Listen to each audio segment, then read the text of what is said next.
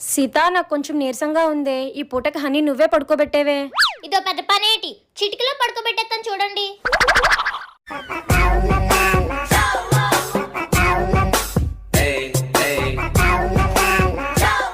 బొజ్జున్నావా honey? పడుకో honey పడుకో. జో జో జో honey పడుకో హనీ. జో జో జో హనీ పడుకో. జో జో జో జో హనీ పడుకో. 1 hour later.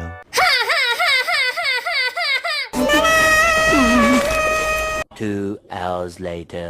జో జో జో. అమ్మయ్య పడుకున్నాడు. ఎప్పుడు మా అమ్మని నన్ను పిచ్చెక్కిస్తావు కదే, అందుకే ఇప్పుడు నేను నిన్ను పిచ్చెక్కిస్తున్నా.